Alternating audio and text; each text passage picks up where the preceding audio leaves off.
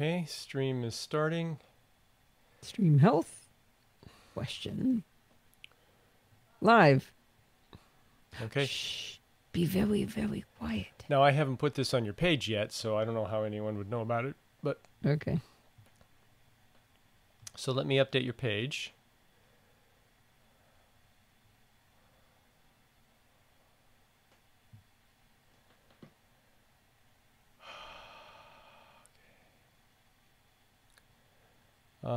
You are editing the live page. Can I take it over? I am not editing the live page. I have not been in the live page.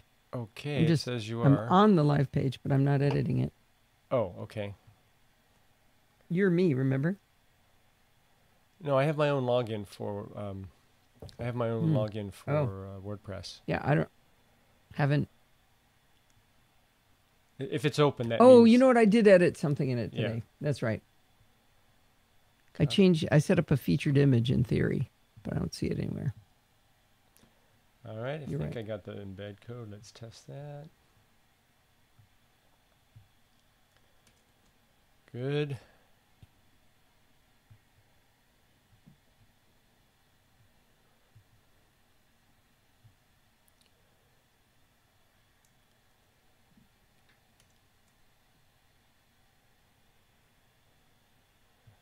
All right, I think I've embedded it.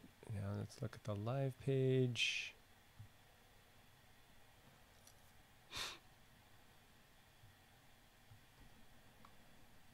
All right, that looks good. Okay, I'm gonna... We're live, right? So we're supposed to be quiet, Steve. We are live, yes. Don't tell anyone. Let's not tell anyone. Are you in Discord yet? See if anybody knows. Tell me when you go in Discord. Okay, I'll go in Discord now. As soon as we go in Discord, they're going to hear us on the live page too, Steve. Whoa. I think something just went terribly wrong with the live. Oh, there it goes. It's better. All right. I think we are in Discord chat live. Don't forget your hat. My hat is on. Okay. You're giving away our secrets. Did you notice my shirt? No, I didn't, and I can't see a thing. You know, it's only 1 minute away. We could actually go with the video. No. No. They have to wait for the clock to get up to the top. Oh, there it is. Is it 5 o'clock? Yep, just hit 5. No, it's 4:59. There it is. Just hit 5. Go. All right. Go, go, go, go, go. There we are. We're live. Are we live? We should be. I don't know how to tell when we're live. I have no feedback. There we go. All right. Happy anniversary! Happy 13th anniversary, Podfeet. To you as well. What could possibly go wrong? Nothing. It's the 13th. The anniversary is the 13th, and the video looks like it's frozen to me. Really choppy. Let's look at the health. Upload speed looks pretty good. Health looks good. All right. Rob from Oslo, Norway. Ah, do we have a new visitor, or has Rob been with us? I don't know. Hello, Rob. Thank you. Oh, that's interesting. One of the video, I have 2 video windows open, 2 Mimo calls. One is all choppy, and one looks great. Mm-hmm. So I'm going to not worry about that. Sounds good. All right. I don't know if you saw, I may not play Backblaze. Oh, no, I didn't see that. Just timing. Yeah. Got We'll it. see. We'll see. Hello, everyone. All right, it is time for a roll call. We haven't done roll call in a long time. We have moderator Steve on board, of course. We have wingman Kevin. We've got Brett sneaking in for a couple of minutes before he goes to celebrate with Grandma. We've got Doug from Australia, Ian Prince. I always forget who Jedi KV is. Shoot. I'm supposed to know this one. We've got John and Nuclear John, Rose, Richard, Rick, Rob from Oslo, Norway, Sandy, and of course our ever-friendly Titan bot. That's not Kaylee, is it? No, Jedi KV. Shoot. I'll Forget find who out. that is. Boy, this crown is uncomfortable. Do you have 3 other crowns to choose from? When you're royalty, it's just there's some things you have to sacrifice. So we're reusing these. Underneath this 13th sticker, it says 60. We got these for our 60th birthdays. Oh, and I'm going to be talking about this on the show, but check out what Kyle and Nikki got me. I don't know if you can read that. Done. That's classy. Allison Sheridan, CEO, podfeet.com. Which way would make it easier to read there? Podfeet.com. Oh, this one. By the way, your tiara is a little bit cut off on the top there. Yeah. I'll slouch. Yeah, and I see. Because if I move the camera, the clock's going to be rung. I have to sit very still. I can adjust that. No problem. Okay, I got to take the crown off. It hurts. All right. Do I have to keep wearing the hat? Yeah, or I'll wear the hat. I like the hat. Okay, I'll give you the hat. But look how narrow that thing is. It's like, that's how tight that is. Oh, Daniel snuck in. Cool. We need noisemakers, huh? Oh, okay. Whoop. Steve's decided I could wear that. Let's see if it'll... Well, Steve, I don't know if this is going to work. I can't quite get it to stay over my headphones. I don't think this is going to work, Steve. Oh, that's much better. Quick, somebody get a screenshot of that. Is that not quite fitting over your headphones? Yeah, I'm having a little trouble balancing it. How's it look? Yeah. If I put it on straight, it just there. There we go. You look great. You beat me to it, Rose. Oh, what'd Rose say? She said, if Al's wearing the hat, Steve should wear the tiara. There you go. Maybe I can put it up here. What? As I recall. What? As I recall. Oh, yeah, that's right. It blinks. There we go. Oh, good. Ian got the screenshot. Well, I should turn the lights down for effect. We aren't even drunk yet. Oh, very nice, Steve. Use the Fix It for All Allison. I think we've got the effect out of these that we looked for. Think so. Has anybody noticed my shirt, though? Ooh, we're going classic. That's my retro logo. The feet are called Lau Lau feet, and the logo and the Lau Lau feet were all created by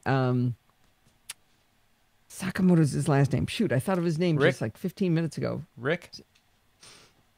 Might be. Trying to remember. Uh-oh, what am I drinking? An adult beverage, Daniel. Might be a Fathom. What kind of beer is a Fathom, Steve? IPA. Is it an IPA?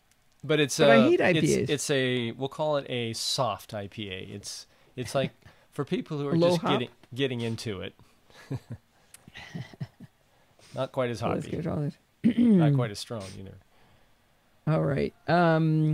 Let's see. Nothing is wrong. So far, knock on wood. Yeah, it's the 13th. And my machine's running a little slow, so that's nice. Let me see if I got anything goofy running. I need that. I kind of need that. Don't need Twitter. Actually, don't need Safari because I'm running Chrome. I need Keep It. Yeah, that ought to be enough to keep my machine busy. All right, we should probably... What's that? Before you start, what you've posted, will that be changing in any significant way? You said you're going to remove one of them? Potentially, yeah. If we have enough content, I won't be playing Backblaze. Got it. All depends. All right, let's. Should I do a test recording? Yes. I think we should. We had a weird problem with test recordings earlier. Yes, we did. All right. Let me see. I'm going to mute Steve. Actually, Steve, we could have muted our audio. Oh, but we can't hear each other. That's why we didn't do that. All right. Still getting the hang of this.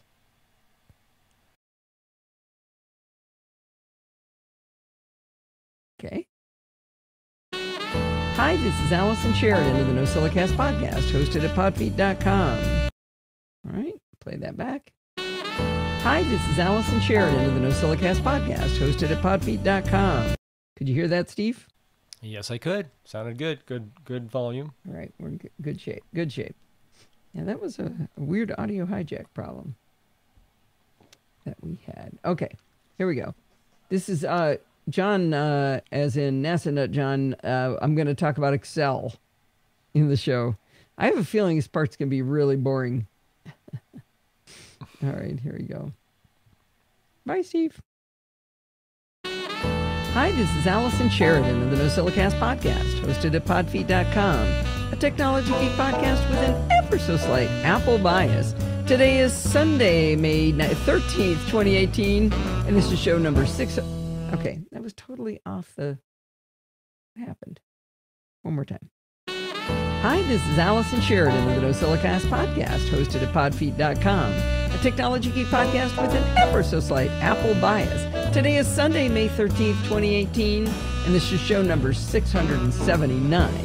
It is not only 679, it is also the 13th anniversary of the NosillaCast. Now, it's the 13th, and it's the 13th episode, 13th year episode. Oh, okay, starting over. Come on. Hi, this is Allison Sheridan of the NosillaCast podcast, hosted at podfeet.com, a technology geek podcast with an ever so slight Apple bias. Today is Sunday, May 13th, 2018, and this is show number 679. It is also the 13th anniversary of the NosillaCast. What could possibly go wrong? We're recording on the 13th. It's the 13th anniversary. It's all going to be fine. Now, 13 is not a significant milestone. It's not like it's 5 or 10 or 15 years, but it does have one distinction. It's just about as old as a podcast can be. I started the NosillaCast on May 13th, 2005, and the very earliest podcast was created in October of 2004. So there are no 14-year-old podcasts out there. How about that? Also, thanks to our amazing community of friends, I'm pretty sure the NosillaCast is the longest uninterrupted podcast out there. So hats off to all of the listeners, no matter when you started listening, because I wouldn't be here yapping if you weren't for you. Steve would have to just listen to me say all this stuff, and it takes a big load off for you guys to help listen. But as I do say on every anniversary, special hats off to Neil, also known as Jumbo Shrimp, for being my very first listener. Well, my son Kyle and his fiancee Nikki got me a really cool present to commemorate my birthday and the anniversary of the show. It's a lucite desk plate that says Allison Sheridan, CEO, podfeet.com. So pretty. I love it. Anyway, I've been showing it off backwards to the audience. Now I'll show it off forwards. Anyway, I really, really love that. I also want to give a big shout out to all of the great moms out there. Happy U.S. Mother's Day to all of you, and I hope you were appreciated by your children today. Well, I have something to tell you about that is just plain silly, but gives both Steve and me great joy. 9 years ago for Christmas, Steve got me new customized license plate for my car that say Podfeet. I got to tell you, it's a dumb thing, but it makes me really happy when I see my car and it says Podfeet. The day we drove my car home with them on, Justin Byrne was coming over for a visit from Ireland. And he had been to our house years before, and he knew vaguely where we lived. But then once he was on the road on his way to our house, he realized he didn't know the exact address. He was about a mile away, and he looked at the car in front of him, and he saw the plates, and it said Podfeet. So he just followed us home. You know, he's kind of a stalker. Anyway, California plates have gone through many color changes over the years, most recently being white with blue letters. Steve never really liked that combo on his black car, so when they started releasing the retro color of black with orange letters, he realized this was the ideal time to get customized plates for himself. As he pondered for a very long time, he finally decided on the perfect letters. He bought himself APLBIAS. In other words, when we park our two cars side by side, you see Podfeet, Apple bias. Is that awesome or what? I love it. Okay, we're dorks, but as my friend Diane says, we're adorable dorks. There we go. I saw that pop into the in my peripheral, Steve.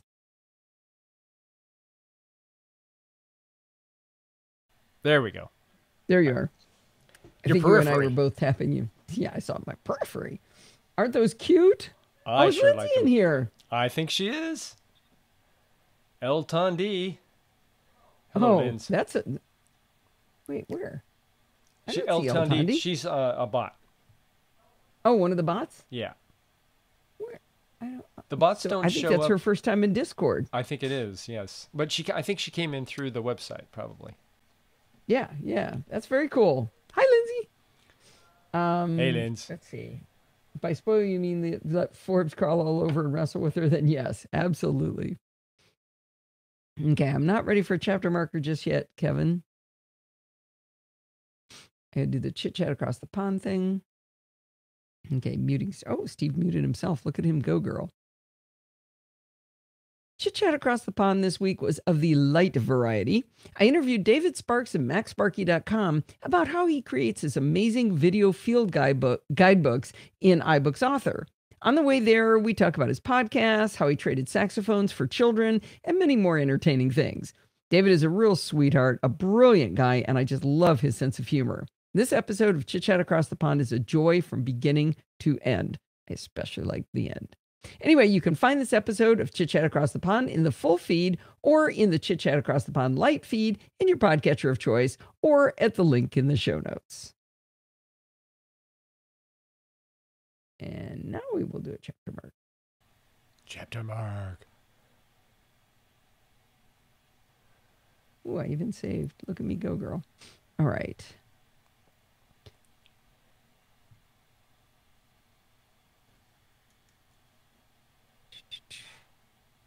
Come on.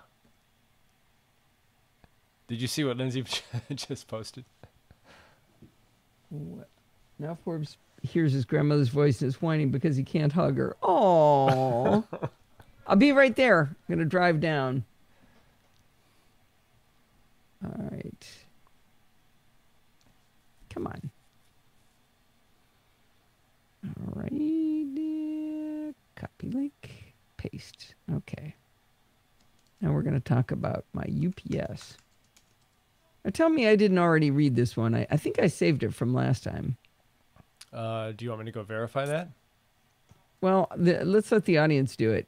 I didn't talk about my doorbell telling him my UPS, right? I wrote that on 5/1. Did I really not do that? That's almost 2 weeks ago. Did I tell the story, you guys? Flute's musical instrument. Yep. I did not tell the story on the show yet about how my Ring Video doorbell told me that my UPS was down. Okay, if I tell it again and I already told it, then you guys are in trouble. I don't see it. At least in the past few posts. So I think you're good. You skipped it. Okay. Big in Virginia new guy. All right. All right, going live. Let's see. Here. While Steve and I were on vacation, something very curious happened. As you know, we've been getting more and more into home automation, adding connected devices with pretty much reckless abandon lately. One of our early devices was our Ring Video doorbell. When we're away, we find it comforting to watch the notifications when our Ring doorbell gets triggered. Sometimes it's a big truck going by, but usually it's something useful, like a package getting delivered. When I see a package on the doorstep, I sweet talk my lovely neighbor Nyla into grabbing it for me before someone pinches it. She really loves helping me like this, I'm positive. Anyway, when we were in Hawaii, I was expecting a delivery of yet another package. Coincidentally, it was yet another Ring device. We not only have the doorbell, we've also got the floodlight cam that gives us a great wide-angle view of our backyard. It's fantastic because it not only works in daylight, it's infrared, so you can turn on the floodlights. What? It's infrared. Oh, and you can turn on the floodlights. I'm like, that doesn't make any sense. Of our backyard.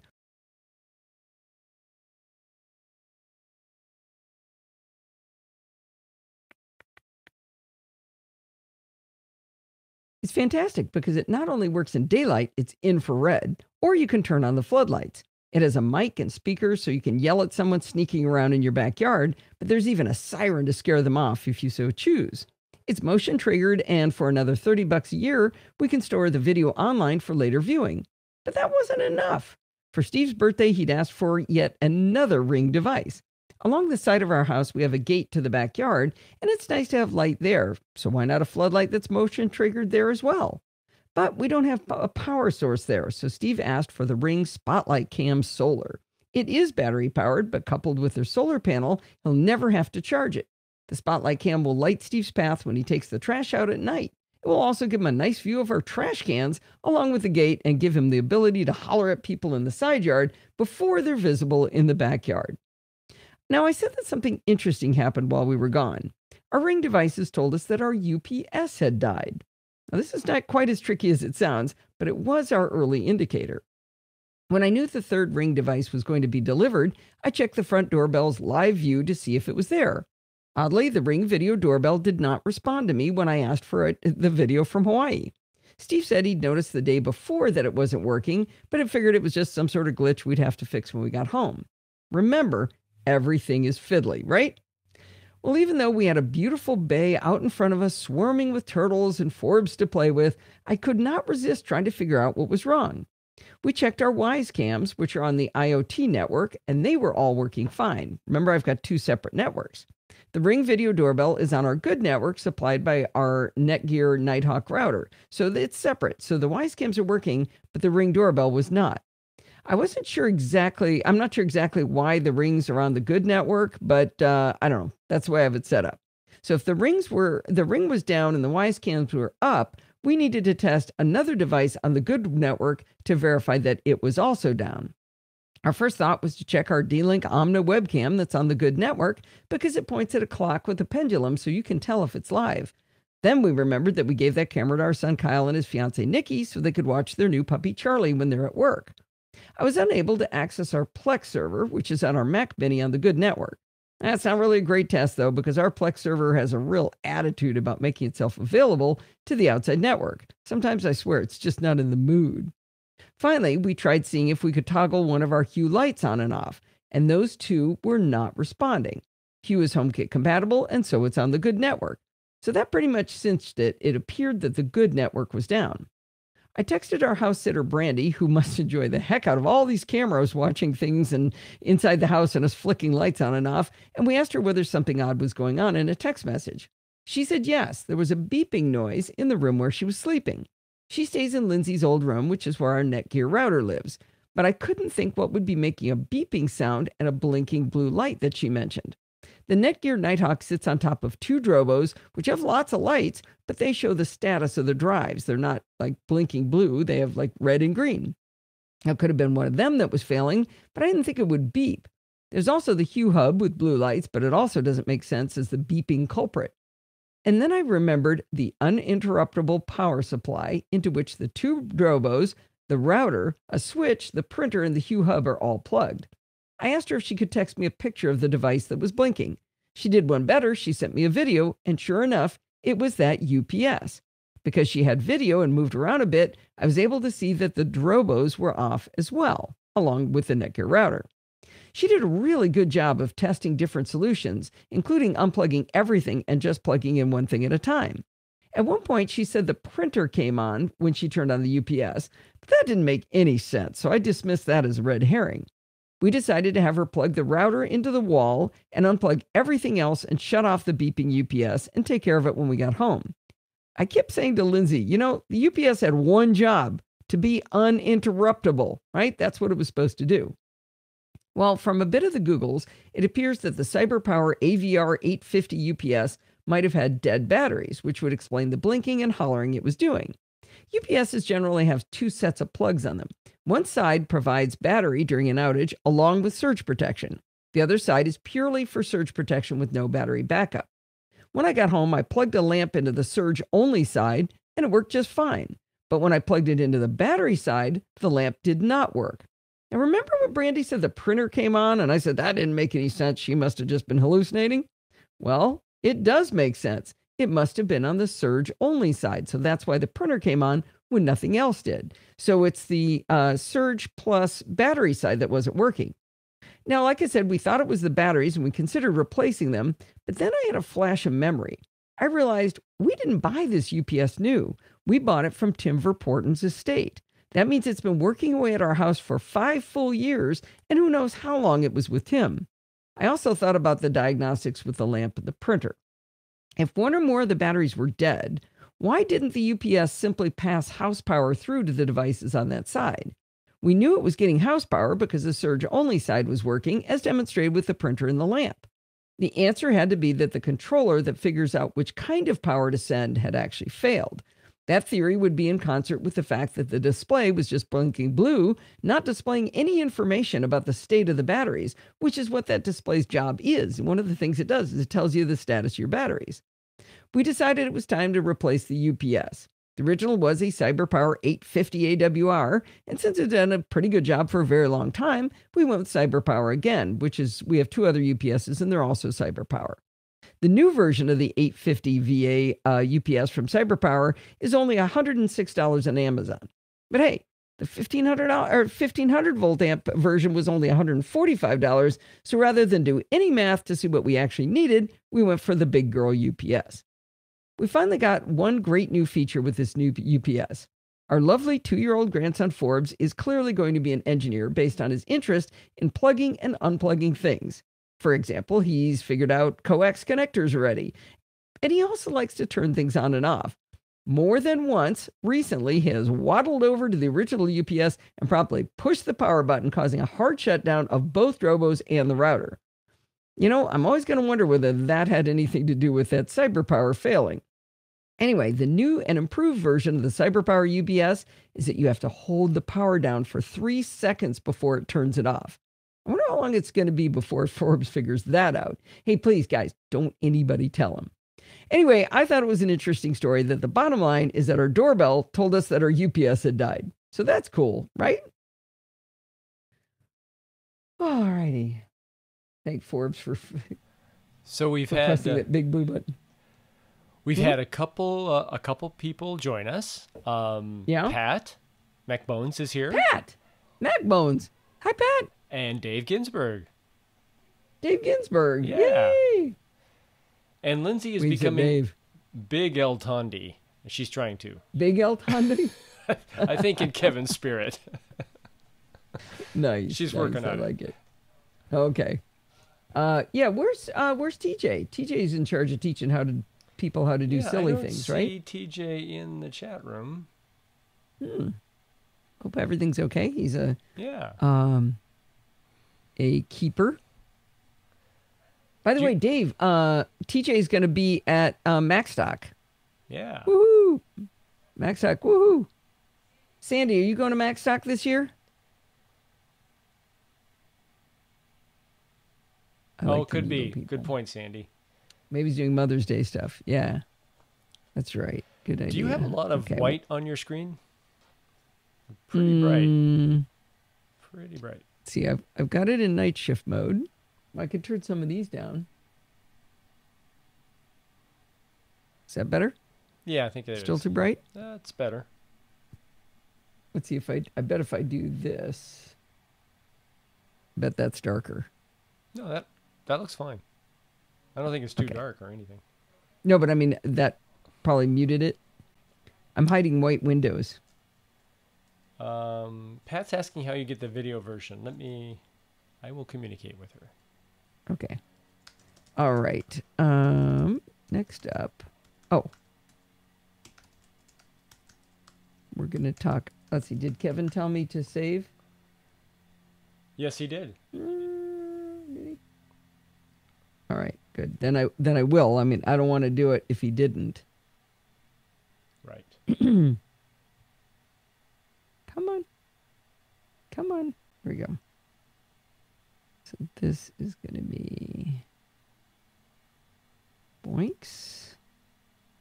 And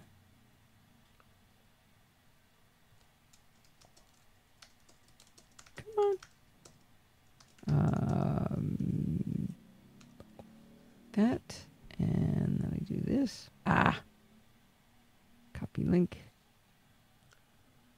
There we go. Boom. All right. Muting Steve. Keeping going.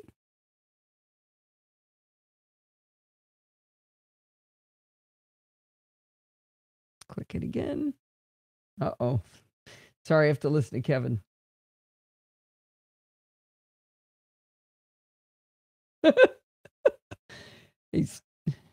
Okay, hang on. I'm saving that and turning it into a GIF. That is pretty funny. I think everybody needs that as a GIF. Yeah. Wait, there's a save button. There's a download button. How do you download it? There's a download. Oh, there it goes. Okay, good. Okay, remind me I did that. Okay, cool. Happy 13th anniversary. Woohoo! Party. By the way, I think TJ is here now. Oh, he is? Oh, TJ, we were just asking where you were. Were your ears burning? Did you hear us? I am Jiffy. I think we should all have a GIF of Kevin. Okay, muting Steve.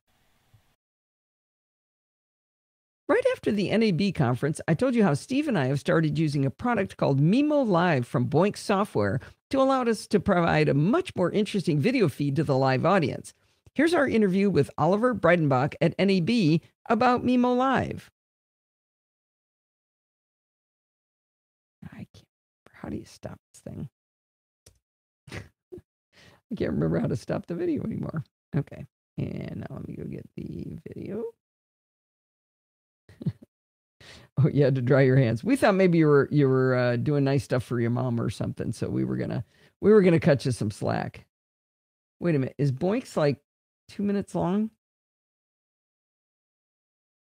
That looks really short. No, it shouldn't be. Yeah, it's like no, it's not even a whole minute. Really? Let me go look. What? No, something else is going on. Mine is 11:03, 11 minutes. The one I pulled off of the Drobo. Try it again. Try pulling it. Mimo Live. One of my favorite companies in the I know it's wrong. I think I had a... I didn't know you could do that. It just put a piece in. There we go. That's interesting. My software cut it off. That looks much better. Oh, it's 11 minutes. Oh, yeah, we're never going to make it to Backblaze. About Mimo Live. One of my favorite companies in the Mac industry here is Boink Software, and I'm here with Oliver Breidenbach, who's a great friend of the Mac community. And okay. Going to go to end of that. All right. Yeah, TJ, Daniel is a about your age, I think. Who's making noise? Thank you, Steve. So I'm not wearing my glasses right now, which is why I'm sticking my face really close to the screen at times. That's why you're noticing things are odd there. It's a good look. You know, the worst part is I had to put on makeup because I realized I wear glasses, so you don't see my eyes. It works just fine. I don't have to wear makeup. But without glasses, you couldn't see my eyes at all. It just looked all blank. All right, Sandy can't do it, huh? Well, we'll just keep visiting her in Vegas. All right, here goes. Well, I said up front that I appreciate everyone who listens to the show. I have to admit, though, I have a special place in my heart for the listeners who write to me. I have a special place in my heart for those who join the live chat. Another special spot for those who contribute by doing reviews for the show or helping other people in our Facebook and Google Plus communities. I'm looking at you, George. I also have a special place in my heart and wallet for those who help make the show not cost me money by create. I also have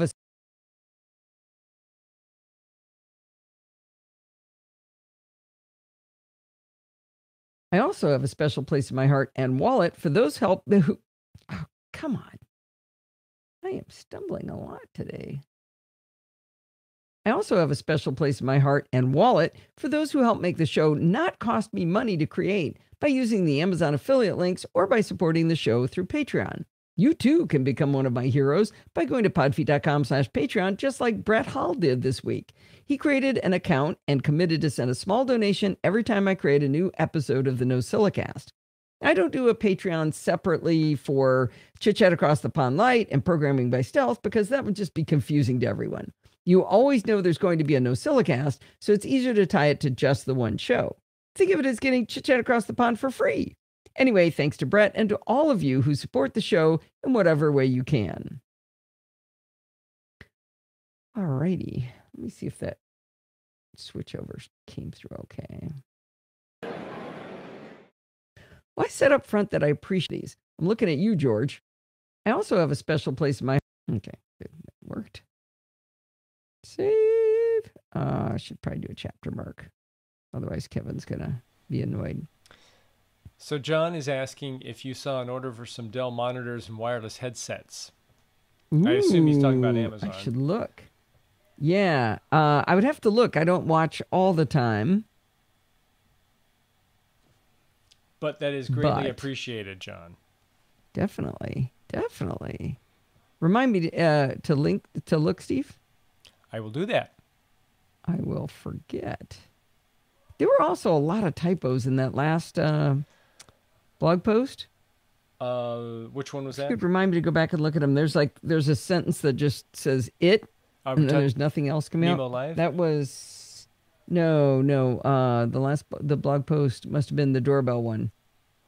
Oh, And there was a really bad tense on a verb one in there somewhere. The UPS has died? Yeah, maybe you could make a note to proofread that one for me later. Okay, let me do that. By the way, John was relieved to hear that wasn't the UPS driver that died. Oh. Oh, actually, that's a good point. Good point. All right. Where's my UPS story now? There we go. Wait, not UPS. UPS story. Sorry. It'd be like me to do it again. No. I think Audio Hijack is next. Right? Yes, but why does Audio Hijack look... Oddly familiar? Oh. No. Look at Daniel. Wow, Daniel! He's got some Whoa. colorful hair. Wow. Okay, that's awesome, Daniel.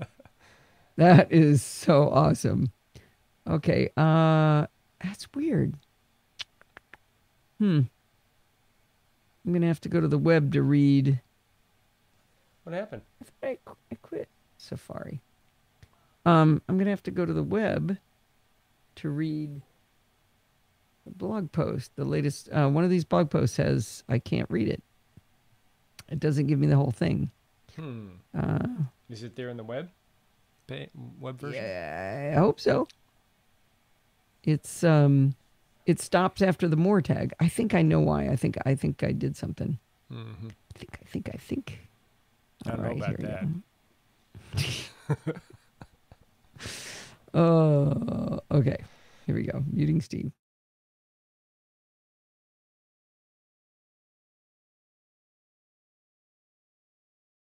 Oop. It's no secret that I'm a huge fan of Audio Hijack from Rogue Amoeba. If you haven't heard of it, it's a fully accessible Mac app that allows you to do crazy cool stuff with audio sources. Here's a couple of the more complex examples of how I use it. I record Chit Chat across the pond with it, sweetening my audio with an equalizer and AU Dynamics processor to stop me from overmodulating and to cut out some noise. It also lets me bring in the guest on a separate channel, so if something happens on one side like a dog barking, I can fix it in post. I have a slightly less complicated setup for the live show where it simply sweetens my voice to be piped into my digital audio workstation app, Hindenburg Journalist. I've also got a crazy complicated session I created that allowed me to hear and record both my and Shelley Brisbane's mics during a chit chat across the pond when we were trying to demonstrate our iPhones running voiceover. Now, you probably don't have complex needs like this, but there are still cool things it can do for you. While I was on vacation, I figured out two completely new uses for Audio Hijack for me. The first problem to be solved was being able to hear a movie I wanted to play on my MacBook Pro while on an airplane. I keep a lovely pair of wired too many voiceover typos. Let's see, split, get rid of that one. I keep a lovely pair of wired I keep wanting to say Boise instead of Bose. Try that one more time. I keep a lovely pair of Bose noise-canceling headphones in my backpack at all times. They're glorious on an airplane. Steve has long been jealous of mine because they're small and compact for travel. So a few years ago, I bought him his own pair. Steve, can you make a note? Look for backpack at all time. There's no S on the end of that sentence. Backpack for all time. No, backpack at all time. Okay. Is what it says. And it should say times. Thank you. Sadly, he forgot his pair on this trip, and he wanted to watch a movie from the airline's library. No problem. The airline supplied him with some earbuds, so I thought he'd be fine with those. But they were horrific. And I don't just mean poor quality. I mean absolutely unlistenable. I thought he was being a whiner, but I checked it out. They were horrible. Well, being the selfless and suffering wife that I am, I told Steve he could use my Bose noise-canceling headphones, and I'd use my AirPods via Bluetooth to my MacBook Pro, because that's why I was going to watch a movie anyway. He was delighted, but the solution for me was not great. The airplane noise was so bad that I really couldn't hear the movie on the AirPods. It's kind of funny. I found myself leaning forward to get closer, which didn't do anything to help, of course. And then I realized I could use Audio Hijack to solve the problem. First, I created a new session. In every session, you have to have at least one input and one output. The input can be an application, an input device such as a microphone, or it can be system audio.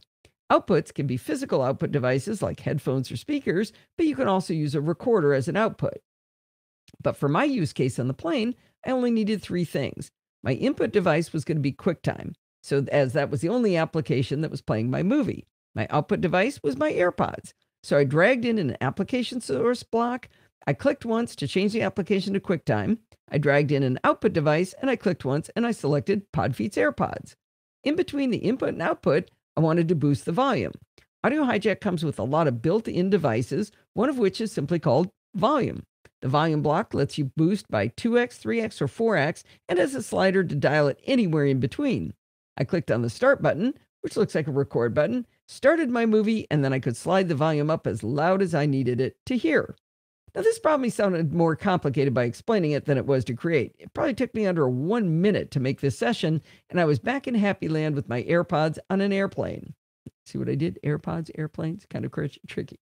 Anyway, the second problem to be solved was how to watch a video with little Forbes on the plane and have both of us hear the movie. He has his own little headphones that I could plug into my audio jack on my Mac, but I didn't have a splitter with me, nor did I have a second pair of regular headphones available since Steve took mine. But I did have my Bluetooth AirPods with me. I pondered this for a little while, and I realized that Audio Hijack could also solve this problem. Remember in my previous session, I had QuickTime as the input, AirPods as the output, and a volume booster in the middle? Well, when I explained Audio Hijack, I said you have to have at least one input and at least one output. Turns out you can have multiple inputs and multiple outputs. I simply dragged in another output device block, and I set that to the wired headphone jack. So now I've got QuickTime, I've got my volume booster, and then it's going to 2 devices. One is to my Bluetooth headphones, and one is to Forbes headphones. I hit play, and boom, it worked. The Bluetooth headphones did lag behind the wired ones, but I was pretty sure I could live with Forbes hearing the lyrics to the song Moana slightly before me. But of course, by this time, Forbes was bored and had wandered back to his parents' seats, but I was quite proud of my little solution to use Audio Hijack to solve problems on a plane. Oh, did I miss anything? Yeah, Dave asked if you have done a piece yet on how you are interfacing or connecting Discord with Audio Hijack? Yeah. I didn't, because it's identical to what I was doing with Skype. So I'm recording Chit Chat Across the Pond. I used to do it with Skype, and now I use it with Discord. So the audio input, instead of being Skype, is just Discord. So I actually kept my session. Actually, I could show you. Where is that one? Let me make sure your screen is up here. No, I'm just going to put a screenshot in. Okay. So I will do a screenshot. My thing is more complicated than it needs to be, probably. But so the important pieces are the middle is me. So that's my microphone. It says Shure MVI. That's my microphone. Goes through an equalizer, goes through a volume booster, goes through the dynamics processor. The duplicate left, kill right that you see there, that separates me onto one channel. And then there's a bunch of other garbage there. And the final thing is my is the recorder. And if you look on the second row, you can see Discord and Skype. Skype is dark gray. That's because I'm not using it right now. What? Sorry, I just killed Discord. Let me bring it back. Go ahead. Keep going. Okay. Yeah, they don't need that. They're looking at the screenshot right now. So there's Discord and Skype, but Skype is dark gray because it's not active right now. It's turned off. But if I get a guest who wants to use Skype and doesn't want to use Discord, I can just turn off the Discord block and turn on Skype. They go through a volume booster, AU Dynamics processor, and then kill the opposite channel and duplicate the other channel. So that way I've got us on 2 channels. David Sparks does it a little different way. I might do it to mess around with that. But anyway, that also goes into the stereo recorder, and that records us on 2 separate channels. So Discord and Skype, it doesn't matter what the input is, the process is the same. So there. That was easy. All right. So I bet I'm going to have the same problem with the next one. What's up next, Steve? The Excel bit. Reference. Oh, that's a long one. Yeah. Did this involve this involved John, did it not? Yeah. I have a feeling this is going to be really boring for everybody but me and John. It was fun, though. We had a good time. Yeah, I've got to fix this. I messed with something in what is this app called? Mars Edit. I've messed up Mars Edit. Yeah, this is a long one. It's long and it's a lot of equations and it's really boring. But me and John had so much fun. That makes for a good blog post when you have equations. Yeah. Or no, better it's audio even better in podcast. audio. Yeah. You should, yeah. Okay. I should do a chapter marker so people can skip right past this one. John, we had fun, right? Tell them how fun it was. Excel cell references. We had such a good time. I probably spent 12 hours on this. I couldn't help myself. It was too fun. You may have an Excel addiction. It was fun. Sorry. I'm going to have to do a preamble and say my goal is to see if I can do this without boring everybody to tears. Okay. All right. Oh. Were you verklempt? I was verklempt. I was exactly thinking that. Okay, muting. Okay. I'm going to probably go off script quite a bit on this because otherwise everybody will go into a coma. Okay. I'm having too much fun tonight. Here we go. All right. John Ormsby, also known as NASA Nut in the live chat room, sent in what he playfully called a dumb question. Here's what he asked. I have a spreadsheet that contains a 10 by 10 matrix of values. Each value is different. There are column headings at the top ranging from 0 to 9, and there are row headings on the left also ranging from 0 to 9. What I want to do is this. I want to search for a value within the matrix, and if found, I want Excel to tell me the row and column that it is in. In other words, if I search the matrix for 150 and it is found at cell F7, then Excel can either tell me F7 or the row and column headings. It can work with either one. The problem I have is that all of my searching only results in information on how to go the other way, i.e. provide the column and row and find the value. Okay, the beautiful thing about this question is that A, it's not at all dumb, it's a surprisingly hard problem.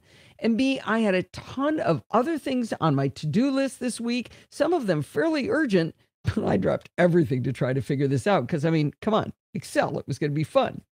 Now, I was just telling the live chat room, my goal right now is going to be to try to tell the story without boring you guys to tears, because the blog post is actually a whole lot of equations and stuff. And so if you really are interested in this, you're going to want to go read that. But I'm going to try to give this to you in more the flavor of how it worked instead of reading every single line to you.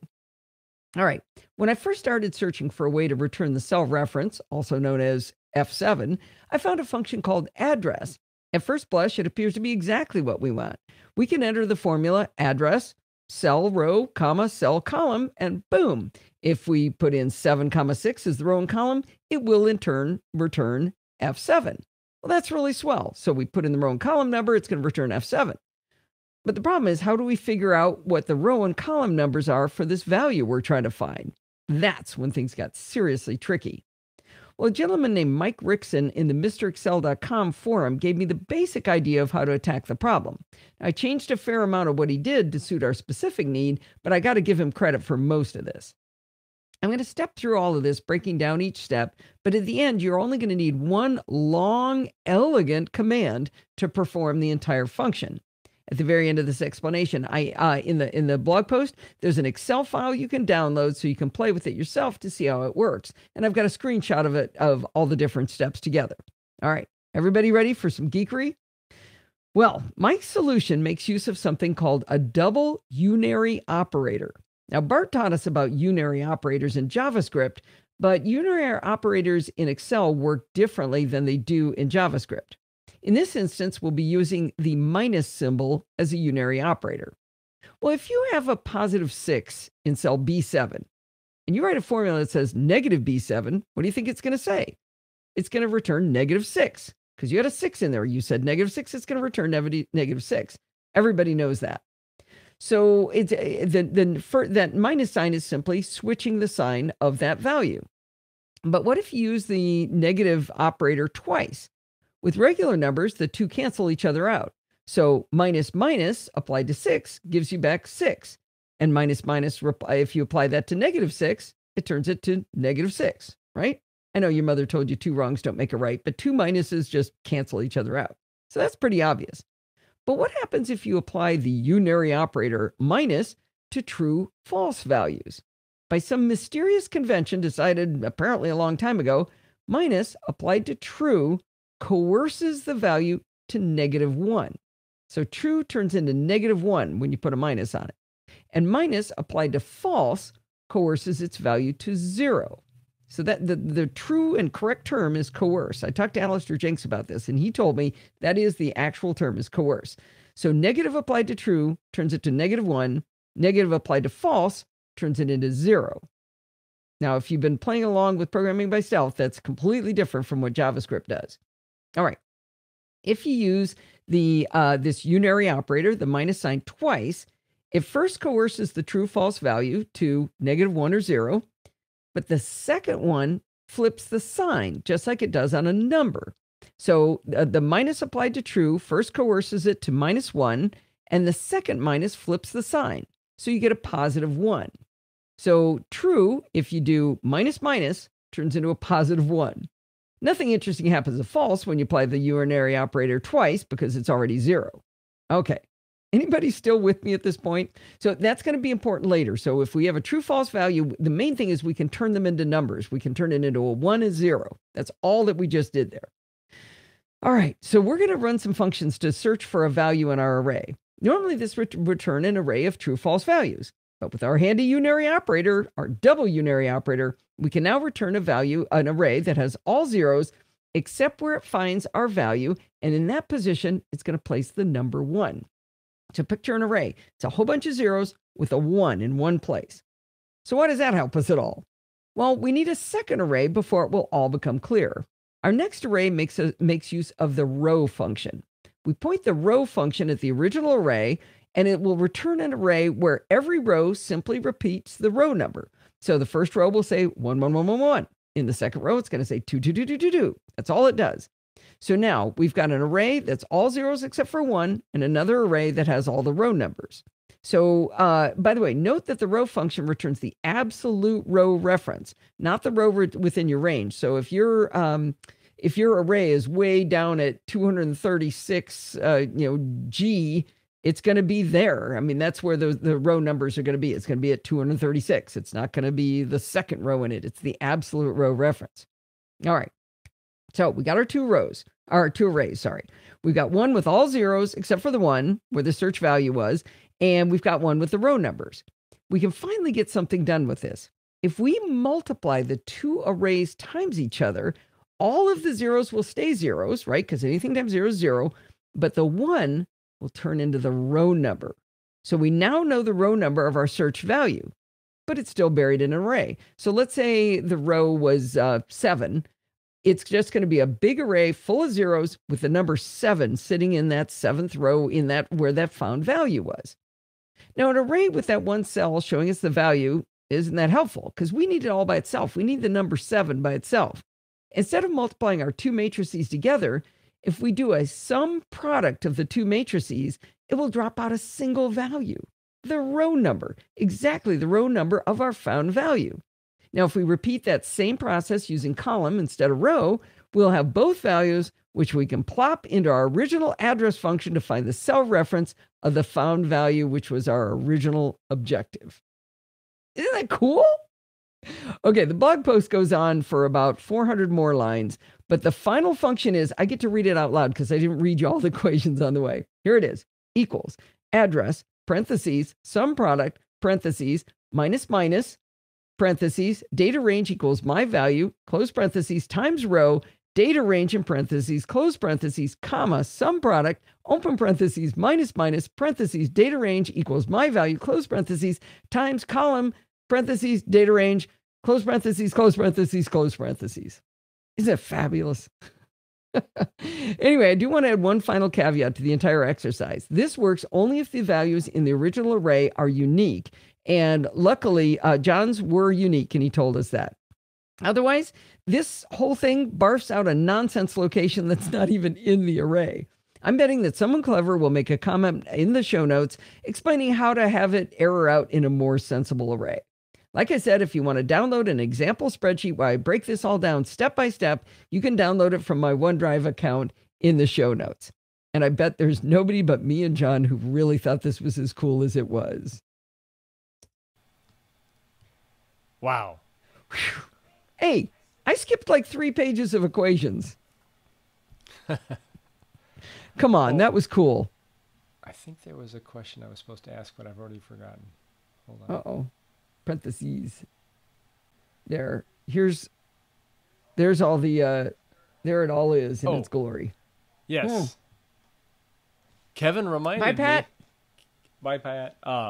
You did not put your jingle in for Dumb Question Corner. I did not. Good catch. Shoot. I think we have a new quality control director. Who is that? Kevin. Wingman. Kevin. Well, why didn't he tell me to do it beforehand? Well, I think you were kind of off on a... We didn't want to interrupt you, you know. You were... Yeah. Okay. Best just to let her finish. You know what? Because of the... Wait a minute. There's supposed to be a way to do it.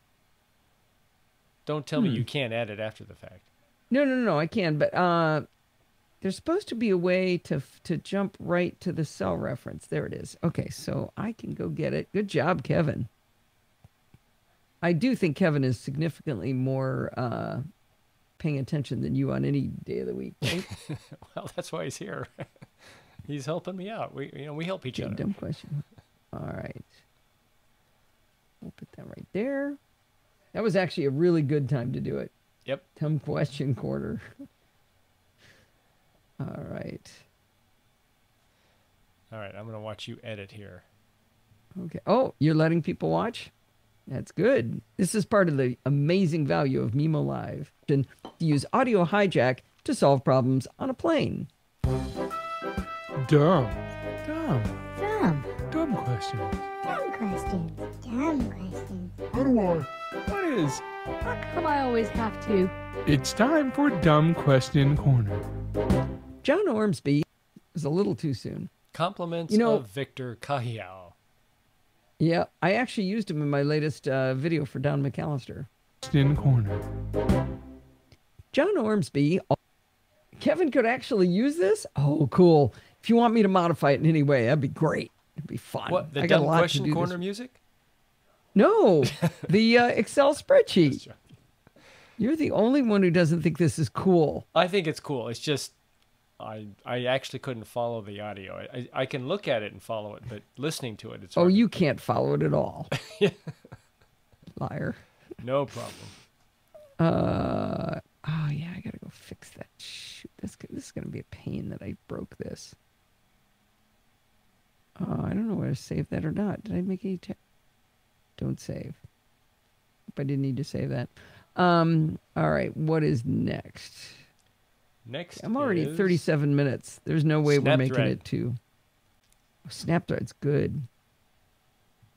Okay. Oh, yeah. So you probably get rid of Backblaze? Probably not. I think so. I'm at 37 minutes. Yeah. I'll hold it. So I got to remember to pull it out.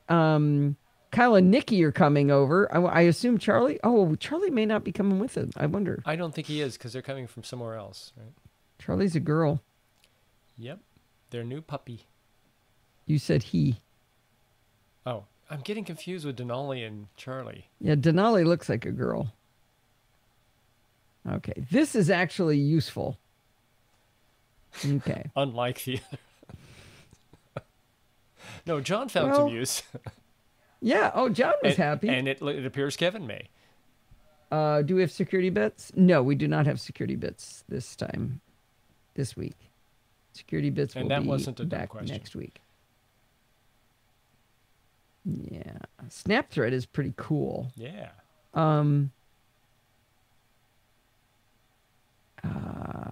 You might be able to give them the link straight to the video. Actually, I'll give it to them. Okay. I'll do it. I'll do right, it. you do This is fun. Okay, this is 12 seconds long. Maybe you can't. Here. Scroll to the bottom of this blog post and hit play on this little 12-second video, and then you'll be all excited.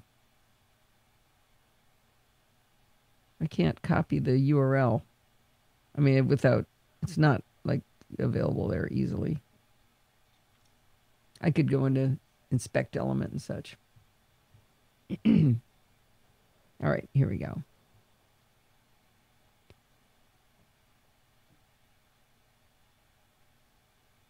Okay, your reward for living through my Excel nerdiness that's probably a little bit more applicable to everybody.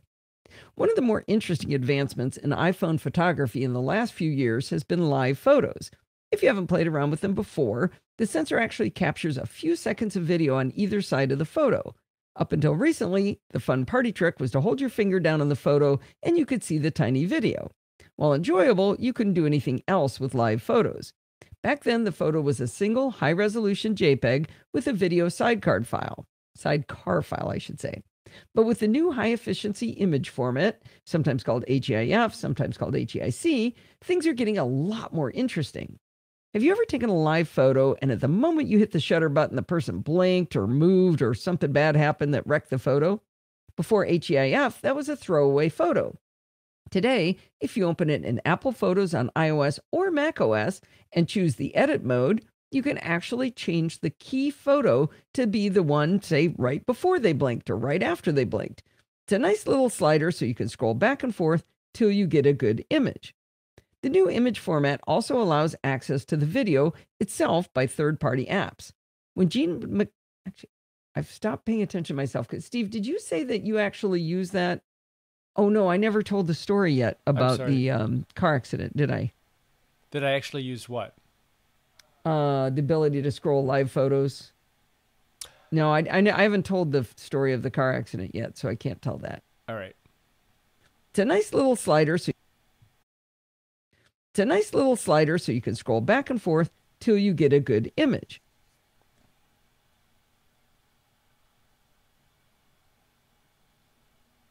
All right. This new image file format also allows access to the video itself by third-party apps. When Jean McDonald of App Camp for Girls came to play over to visit with us, she had a lot of fun playing around with our dog Tesla. One day, Jean was on the floor being licked to death by Tesla. I grabbed my iPhone and I snapped a few live photos. Jean asked me to airdrop all of them to her. I thought she'd only want the best one, but she insisted on getting them all. A few minutes later, she posted a 10-second video to Facebook of Tesla licking her face. Now, if a single live photo is only 2 seconds long, how did she do that? Turns out she used SnapThread from developer Becky Hansmeyer at beckyhansmeyer.com. SnapThread is designed to let you create videos out of live photos and other video clips. Let's walk through how to make a video out of live photos and other videos. At the top of the opening screen, you can filter out live photos if you only want to play with real videos.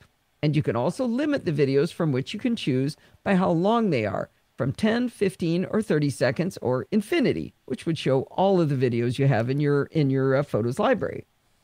Now be sure to give the app access to your photos, and then it'll be able to see all of your albums as well. tap to select the content you want in your little video from either all videos or, like I said, with the ones you filtered out or the ones you filtered in. Anyway, immediately SnapThread will assemble your clips into a little timeline with a play button. I forgot to mute Steve and my iPad crashed. Sorry. I'm sorry, but Sandy just pointed out something that I never noticed in that video that you made. The plate, there's a plate in front of Forbes, it probably was Nikki's, and it keeps appearing and disappearing because one photo has it. Well, that's interesting because Yeah. I purposely cut it out. That's actually in the story. You cut the plate out? It's funny. There's a part where Kyle pushes the plate out of the way, and I cut that out of the video. But some of the photos, they're Yeah, non-sequential. I understand. Got I'm it. just saying that's why. I'm muting now. Okay. Tap to select. Oh, I did a bunch of that. At the top of the opening screen,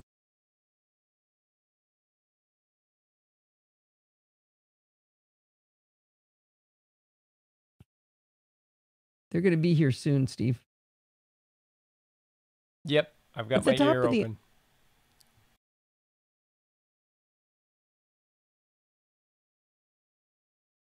At the top of the opening screen, you can filter out live photos if you don't want to use them. I don't know why you would do that, but maybe you only want to use real videos.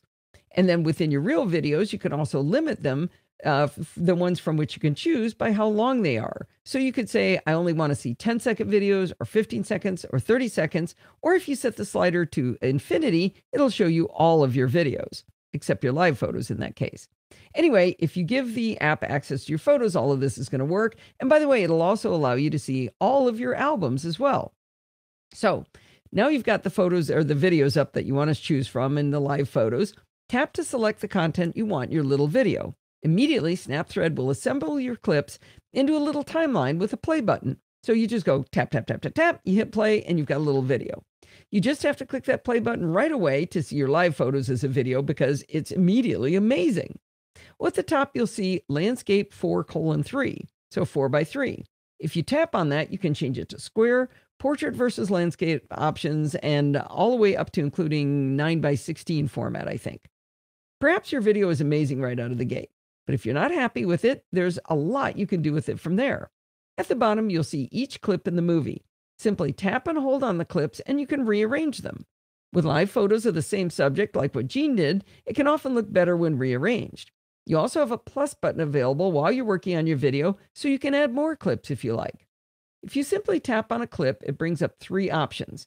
You've got a trash can to delete the clip if you want to from the timeline. There's a speaker icon that allows you to mute the clip, and there's also a pair of scissors. This tiny little app actually allows you to trim the video clip. I created a video of my grandson chair dancing with my son Kyle and his fiancée Nikki, and in one clip at the beginning, Kyle pushes a plate away from the baby. I was able to clip that part out and keep the 1 or 2 seconds where Kyle was laughing with him. By the way, it has been noted by the live audience, by Sandy actually, that the plate sort of disappears and shows up and disappears again. So maybe I didn't do that quite right. Anyway, now if this is truly going to be an epic film, you've got to add a title at the beginning. SnapThread has that too. Tap on the T at the top and you can put in a title on a background of a color of your choosing and set how long the title runs from anywhere from 1 second to 7 seconds. Music always makes video better. Even I know that. But adding music to your video will often get you a quick takedown notice from the idiotic DMCA. I can't tell you how many awesome videos of Forbes dancing to reggae that you have missed because of the DMCA. Anyway, SnapThread comes with the ability to add music to your videos. You can take a chance to use your own music library, but SnapThread comes with royalty-free, read that as takedown notice-free, music to add to your video. They call these soundtracks, and they have them categorized so you can find something fun for your tiny video made out of live photos. If you do add music, you have the option to mute your original audio, which can really help. There are just a few settings under a gear menu. You can choose to auto-save to your photo library, and you can choose to use letter or pillar boxing.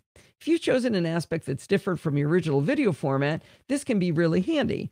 Or like, you know how on the news, they always show, I'm old, I watch the news. Anyway, if somebody has a vertical video, they do this kind of fuzzy background to make it a landscape video. Well, SnapThread actually can do that too. So if you have a vertical video, but you want it to be landscape, you get it kind of this fuzzy background on the side. So it looks a little bit better. When you're all finished with your amazing video, you can tap to the share icon to export. From there, you can share immediately to social media, mail or message it to someone, or save the video to your photos library or to files.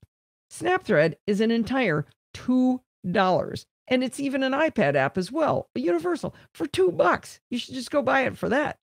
I've had so much fun with this app. I hope you check it out in the App Store or at BeckyHansmeyer.com. Her tagline on her website is 100% grass-fed Swift. You have to love it.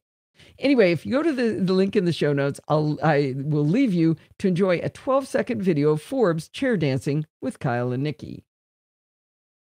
The voice started going in the middle of that. Just in time.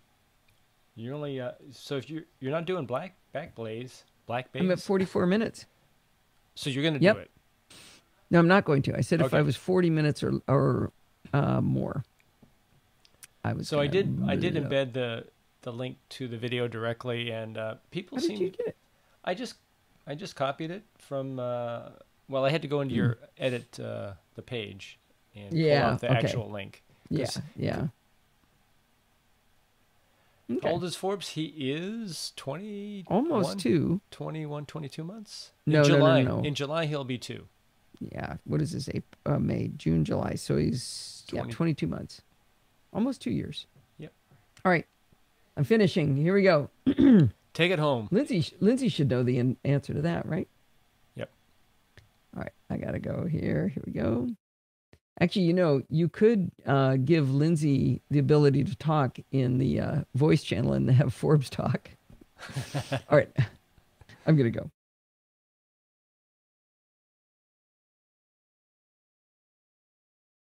Nope. I'm not going to go. There we go. Well, that's going to wind us up for this week. Do not forget to send in your dumb questions, comments, and suggestions by emailing me at allison@podfeet.com. You can follow me on Twitter @podfeet. Remember, everything you want to do, everything good starts with podfeet.com. You want to join Brett in the Patreon? Podfeet.com/Patreon. You want to join the Facebook community? Go over to podfeet.com/Facebook. We have a super active Google Plus community still. It's at podfeet.com/Google Plus. If you want to join the live chat, it's at podfeet.com/chat. That'll get you into Discord. You don't have to know anything. Just podfeet.com/chat. If you want to click those Amazon affiliate links, podfeet.com/Amazon. And if you want to join in the fun of the live show, head on over to podfeet.com/live on Sunday nights at 5 p.m. Pacific time and join the friendly and enthusiastic NosillaCast castaways. Thanks for listening and stay subscribed. I'm out. Good job. All right. So Kevin asked Thank if you, you did Sandy. What's that? Yeah, that is nice. Kevin asked if you did a chapter mark at the end there. I'm not sure you normally do them there, but No, I usually don't. Because you'll know it when you get there. Thanks for listening. And stay subscribed. That go up a little bit. Yeah, I've never checked to see whether that doesn't work.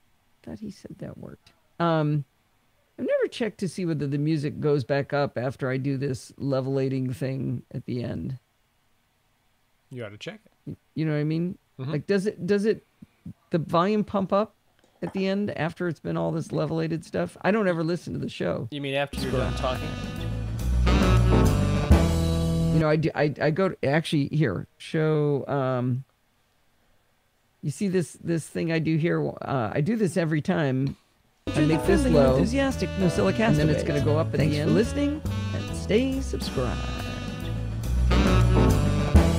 It's sort of a manual ducking. Manual unducking, yeah. And you're wondering if Levelate or what are you using now? Alphonic. Alphonic removes that?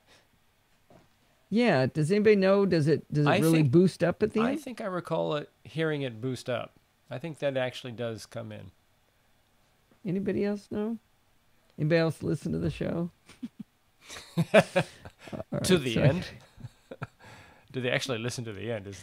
Yeah, that's the real question. Yeah, actually, who would know the answer to that? Well, we could. That's funny. Well, we don't have time to do it now. We are late. So I gotta go.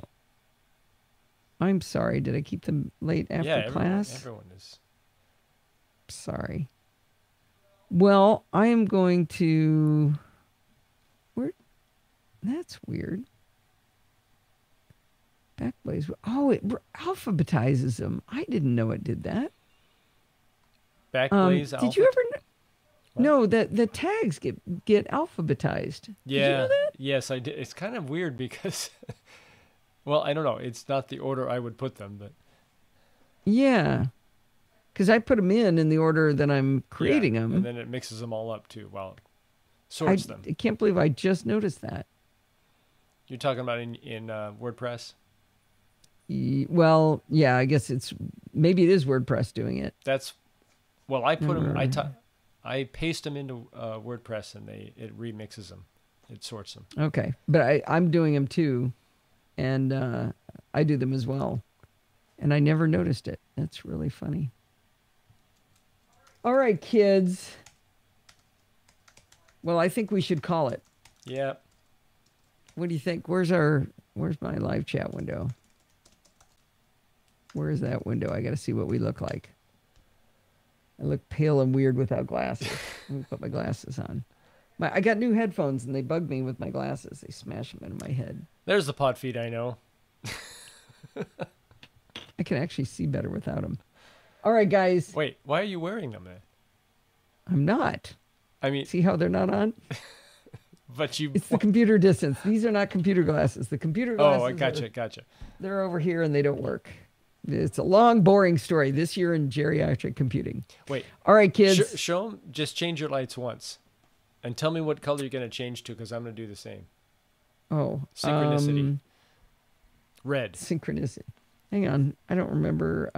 Let's see. Later. Oh my God. Hang on. No, software update. Too hard. Well, hang on. Well, you can't just spring this stuff on Yeah. me. I don't have it on this one. All right. We'll do this next week. Nope. Steve wants the lights to change color. How about red? All right. 3, 2. No. Oh. I don't even have the app up yet. Did you see me get my phone? Ah. See, that looks blue. That looks the same That's color really as your blue. shirt, doesn't it? Yeah. It's really purple, right? Okay, ready? Give me a countdown. Go. Wait, no, I did it wrong. Ooh. I got red. I did it wrong. Yes, John, hue lights. Well, actually, are yours hue? No. Are yours hue? Mine is. No, this is LifeX. Mine is a LifeX strip. It's too bright. That's pretty though. bright. So I think I have to go back here, and I have to go there, and I have to go like that. Whee! Woo! It looks like it's on fire. Yeah. Yeah. Wait, and does it? I hope nobody has trouble with seizures, because I'm going to do. It even says not to do this one. Just we look have away. To hold it. Oh, that's nice. Ah! It won't even leave it on. You have to hold it to get it to do it. Here, we'll do a nice candle flicker. Oh, that was cool. Just now I heard the phone turn on. Yeah. And the lights just turned off because I have a HomeKit animation or automation that says at 6:15, turn the heater on, turn the phone back on, and turn the lights off. So the show must be over. I think it is. I think we're out of here. No, this isn't the red light district. Is anybody still listening? Just Kevin. I mean, Kevin. John is here. Just Kevin. No, Kevin's okay, gone. John's still. All right, guys, let's go. Is Rose still here? She is still here. Bye. Take us out, Steve. We're out.